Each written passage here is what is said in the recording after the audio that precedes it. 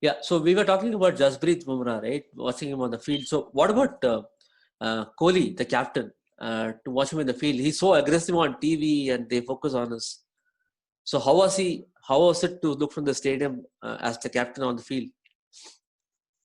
Kohli definitely is a live wire on the field, Aditya. And the thing about Kohli is he doesn't take his foot off the pedal at all. When he is out there in the middle, either he's captaining or if he's in the slips or point.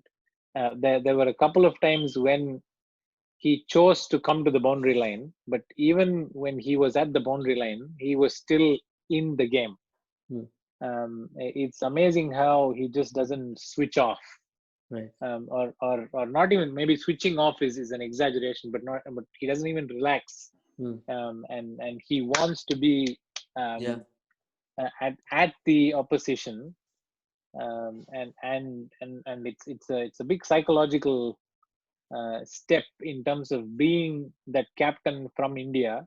Hmm. And one of the things that the Australian team didn't want was to actually rattle Kohli Right. or have any verbal abuse, because they knew I think it was Michael Hussey who had already Right. warned the Australian team to say, Stay away. don't shake, don't stir him up, because that's when his best game comes out.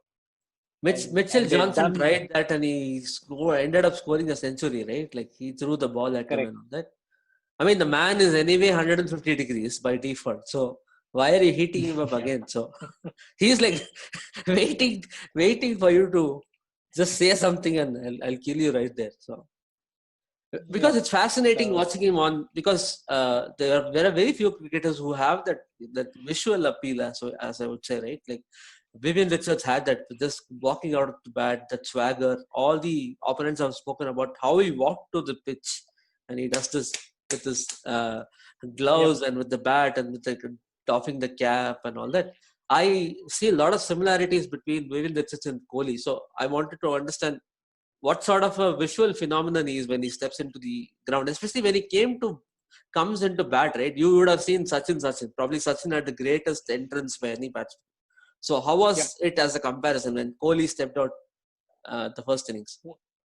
I think Kohli, with his aggressive mindset and backing that up with his game, has earned the respect of cricket fans across the world, and that was very evident. So even the Australian media was talking about Kohli, the Australian commentators, the Australian broadcasters, and given that there was no Warner and Smith in the series anyways, it was Kohli was the best big batsman selling that point. was playing.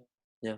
Yes, that series. So every time Kohli walked out, the excitement even in the Australian media was as good as what the Indian media and Indians felt.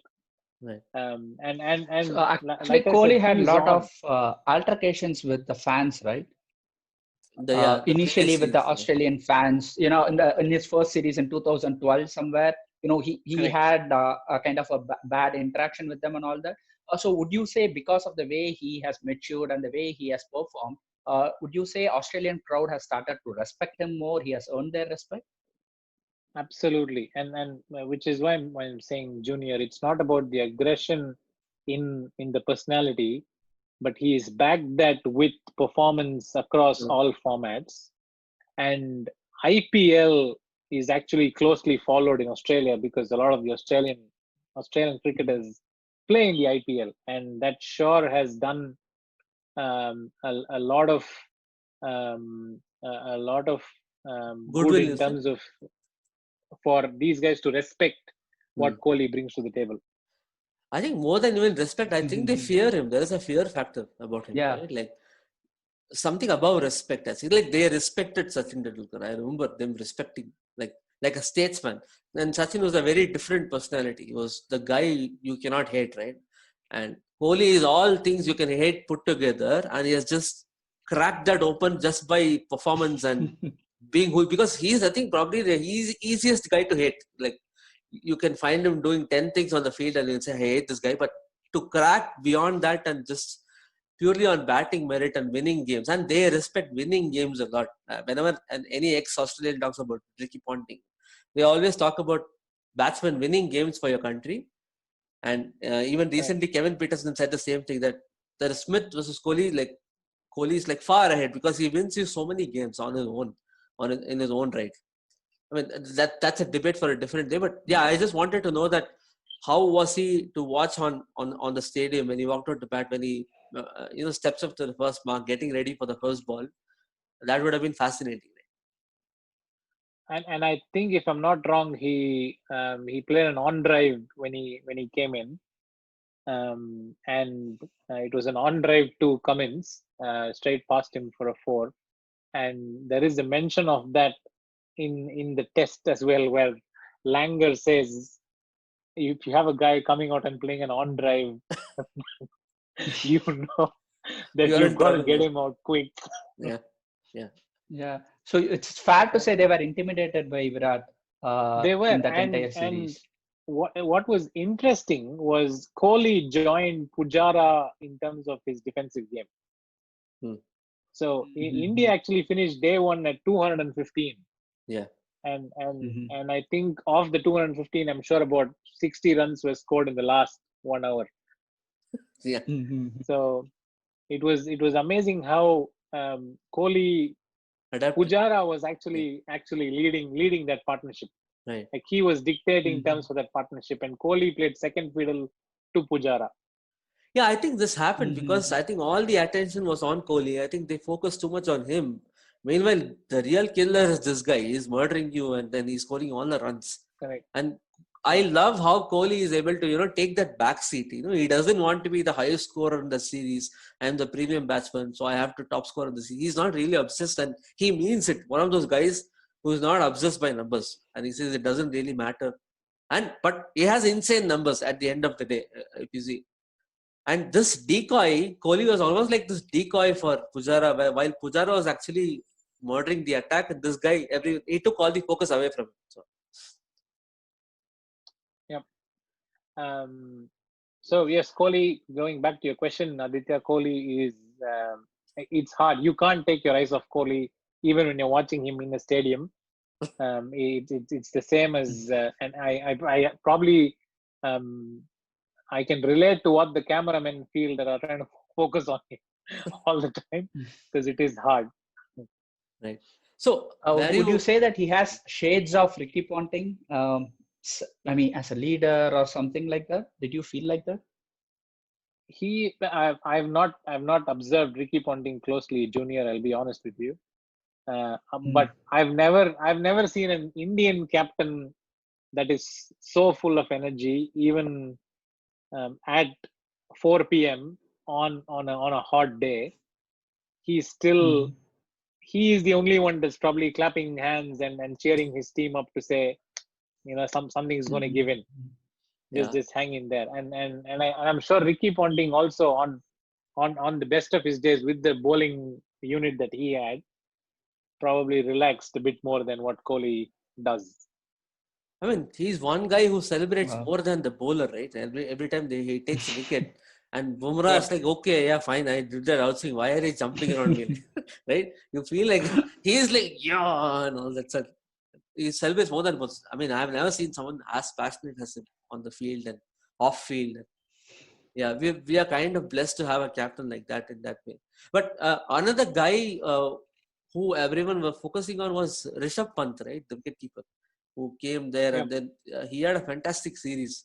I mean, he was not terrible with the wicket keeping. He was very good with the batting, and he was meeting the expectation, which is like a big deal. So, how was watching Rishabh Pant there, and did you notice anything different? Again, Rishabh Pant is probably a classic case of a T20 prodigy getting an elevation into the whites. Yeah, and which is also kind of where Bumrah comes from as well. right. And so there is you've got the likes of Kohli, you've got the likes of Jadeja, and you've got the likes of Pant. who all like to be the chirpy types and in the ears of the Opponents. opponent. Yeah. And that was, and Australia to be on the receiving end of all this in their backyard was something overwhelming for them to take, because they had this Langer led um, Langer led army, which was more focusing on the ethics and behavior on Yeah. the field. Yeah. Um, and Shane here Warne, was Pant. Shane Warne could not believe it. He was like, "What? he, What? he What are we doing ridicules here? them, Like, saying what kind of policy is this? what? This is ridiculous. Like, what are you doing? You're cracking the DNA." And you felt it was more like an English side, which had some sort of an Australian characteristic, right?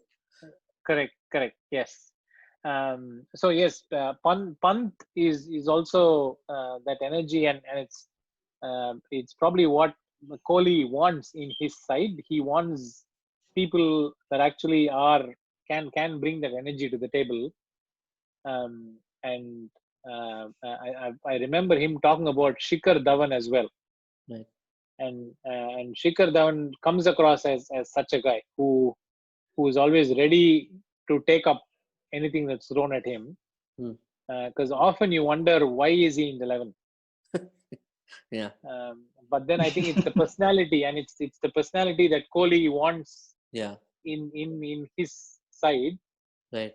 which he believes can actually go and win matches anywhere. And he has this Actually, coach there was who's a lot all, of banter, right? Yeah. Banter between Pant and Tim Payne. I mean, Tim Payne, when we saw yes. it on the television, it was all the time they both were talking something or the other. How was the atmosphere? No, in it the was ground? like great Maybe banter. people- They didn't abuse each other. It was just fun. Exactly. Yeah. Yeah, and then there was this photograph of Pant with Tim Payne's daughter or son at the Prime Minister house. Babysitter. Yep. But and Pant in the documentary, Payne actually admits to crossing the line to Langer as well, Right. on the code of conduct that they had agreed to actually put up in the middle. No, we are really in terrible times, right? With this coronavirus and Australia talking about code of conduct and all that. Like, what happened? Like, I mean, why fix something which is not broken, right? And you know, that's the funny thing. We always complained about Australia being this horrible side, and then suddenly they turn good and we can't take it. We was like, please go back to your abusive days. Please have this bushy mustache and kill us and say bad things about us. Yeah. Yep. Weird that, I mean, that's also part of what Kohli has also done, right? It's not just it is not just their passiveness. It's about how aggressive we were also as a team, and we were like hell bent on winning it. I could always feel that this side wanted to win it more. I guess we lost the video. He just came back. Okay. I'm back. Sorry. Yes. Yeah. So that again. So what about the winning moment? Like, do you remember? Like, was the stadium full by that time? I think Indians would have just flocked in, right? And you remember how it was? Well, it was a bit of an anti-climax in that sense, Aditya, because I think going into day 5, we knew it was going to be an India victory. Right. And so there weren't that many people, because it was, I think, day 3 and day 4 when those when Cummins took those wickets. The India second innings were probably days where there were a lot more people in the stadium than the last day and the last session. Okay. Because by then it was just going to be a matter of time for Australia to be bowled out. Yeah, when Australia folded for 150 odd, right, in the first innings, did the Australian fans started to sense that they were going to lose this game, or still they were confident that they will bounce back? I'd probably say when India then came out and lost those 4 wickets for, I think, 40 odd, or even lesser. Yeah. And I'm sorry, I don't know if you guys have experienced this or anyone else has told you this, but I have a problem following the score when I'm at a game. Yeah. And I always have an issue when I leave the stadium. I actually don't have memory of what the last score was. Right. Mhm. Yeah, I think you're more Um, into the game and less about the numbers, you know. Yeah. yes, and I think you're just watching the action and trying to observe people. Um, so Mhm. to your question, Junior, I think the tail was up because you could see it from the body language of the Australian team as well. When Cummins took those 4 wickets at the fag end of that session, they did Mhm. believe that they could actually come back in the test match. So Okay. how was it coming to the opponents? How was it watching Cummins? Cummins has become this premier fast bowler right now, right? And also has a beautiful action. I really enjoy his bowling. So how was watching Pat Cummins, especially in that second innings? You know that despite the wickets were not like great deliveries and all that, but still the aggression was there. Correct, and like I said, Adi, there were very hot days. It was right in the middle of Australian summer, and Cummins bowls his heart out, and for him to come and extract the amount of bounce that he was from that pitch, Right. which offered nothing, Lot of was heart. Lot of heart. amazing. Yeah. Lot of heart, and I think Australia would have really wished for Nathan Lyon to click. Hmm. That's probably because I think Lyon bowled really well the last time we toured Yeah. Australia. I think that's another thing Um, which Agarwal did well, right? He was attacking Lion. I remember him stepping out and hitting it over the, cover and all that. And I mean, he really defined that, as you said, the first session, the way they defied the Australians, that set up the match for us actually. And also the way he played the spinners, I was amazed, like how confident he is and how aggressive he was. When to play in front of 80,000 people in MCG on your first match, and it's a critical match. And Lion is probably the best spinner right now, along with Ashwin and all that. So he was really fantastic to watch. So as you yeah. said, that it was kind of an anticlimax and all that. So were you there for the presentation ceremony and all that? Like, how was that experience? No. I if I'm not wrong, I think it had already started raining. Okay. There was rain on the, that was the other reason why there weren't too many people, Right. because um, um, yeah, that was correct. It had rained that morning for a bit, and then the match started with a bit of, it was a delayed start that morning. Right. And people are already Sydney was going to be an easier venue for India Yeah. when compared to the other three venues. So with what people had seen of India, they're already. I don't think Sydney Test match actually even got Yeah. the spotlight that it should have, because by the time the series moved to Sydney, I think Australia had already lost the series. Yeah. And we dominated Mhm. Sydney also, right? We should have probably won 3-1. We dominated Sydney as well. Yeah. Correct, Yeah. exactly. Yeah. Yeah. So one more last thing which I wanted to ask: did you get a glimpse of Mr. Ravi Shastri, the great coach of India? And I mean, I am really fascinated by that man, and like there is a lot of debate on the merits of him being the coach and all that, but he will point you out the results and all that. So did you get a glimpse of other cricketers? Was there any autograph moment, or uh, how was that? I am well. I am not a big fan of cricketers and autographs. But yes, I did get a glimpse of Ravi Shastri, and uh, it is like you Was mentioned. he There are sleeping? things that we can. No, he wasn't. He was in the middle. When the team was warming up, he was doing his conversations with his fellow broadcasting colleagues, um, Right. maybe flaunting about his promotion in his cricketing career from broadcaster to a coach. So were you Um, able to see the ex-Australian cricketers, the commentators and all that? Mark Taylor, yes, probably, and Yeah. I don't think So you can approach them in any way, right? Like to. they are good guys. They're good guys. They wouldn't shun you down like an Indian broadcaster. Um, for me, I think my lowest moment probably was when Ravi, the umpire from Tamil Nadu, Yes, Ravi. who who was actually umpiring in that game against Pakistan that I went to, which was my first Right. boxing day test match. And You I ended shouted out after. you ended up saying that, right? We told you about it. Yeah. So anyway, truths have to come out. But my biggest highlight was not Yunus Khan Yeah. or Mohammad Asif. It was not Mohammad Asif. So why is it Mohammad Asif? Or Misbahul Haq, but it was actually Ravi who was one of the umpires in that game, and I remember shouting out to him saying, "Ravi, Saukema." Did he do DRS?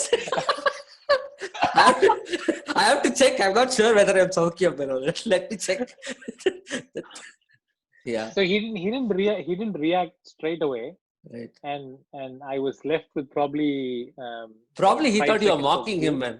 And He's like, nah, Ravi, Saukyam, like that. So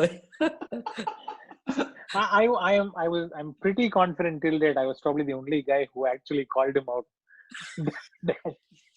that day and said, Maybe "Hello." that's why he was surprised. the best thing is the only two Tamil guys in that Pakistan game met each other. we have this radar of finding each other, right? So yeah. So what was that like? Did he respond? He did, but with a bit of a pause. Yeah, okay. Like I probably couldn't believe it. So I would like to finish this memory thing with what did you first say to Harsha Bogle? And don't say hi and all that, but what were you talking? Like, how was that moment? Because he's also part of this big memory of us, right? Like Bogle is part of all the stories we have heard. So So to Bogle, it is sheer respect because of the fact that there's no one else like Bogle. Hmm. There's no one else like Harsha.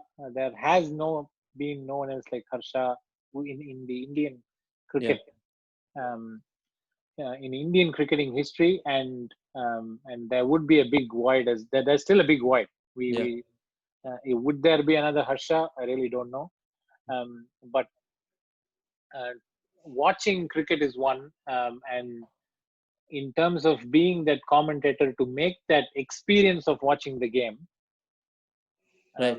is I think what Harsha has gifted all of us with in terms of enjoying that whole experience of how should you be approaching a game. One thing I did learn from that meeting, and I'm not sure if you guys are aware of this, is apparently in the commentary box there's always a caller and a commentator, right? Yeah, which I actually didn't know about until that evening.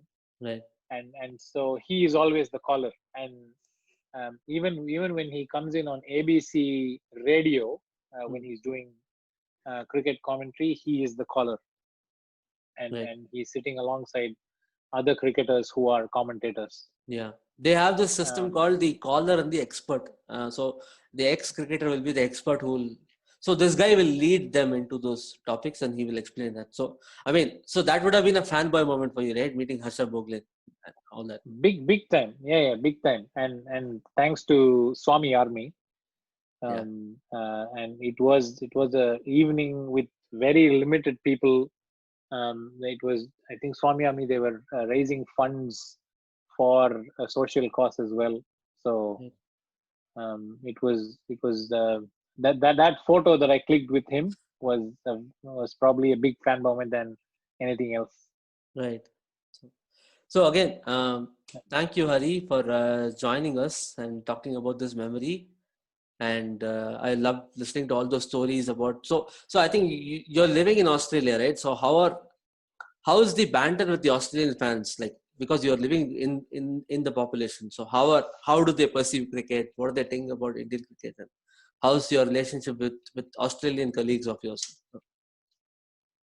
It's definitely improved from where it was, and I think IPL Yeah. is a big reason for them to understand how we approach cricket, in how Indians approach cricket, and Virat Kohli is somebody that everyone closely follows, and just with the sheer the rate in which India wins in a bilateral series, or how they go about playing in major ICC tournaments, has now earned respect amongst a lot of people.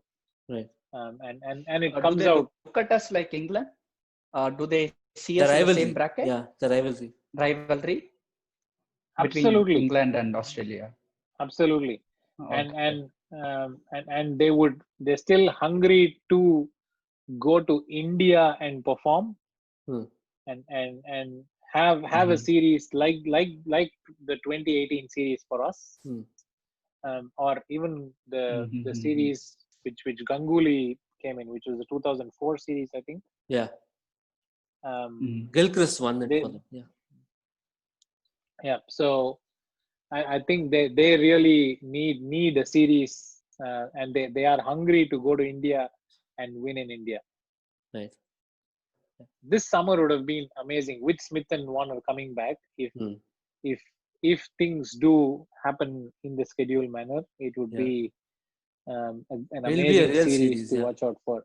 And they have now Labuschagne also, right? He's in top form. So, and the bowling attack still remains potent. So anyway, Hari, thank you for joining us as always. So how did you enjoy recollecting this experience? So it's thank you for both Aditya and Junior. Thank you for having me, and thanks for all the leading questions as well.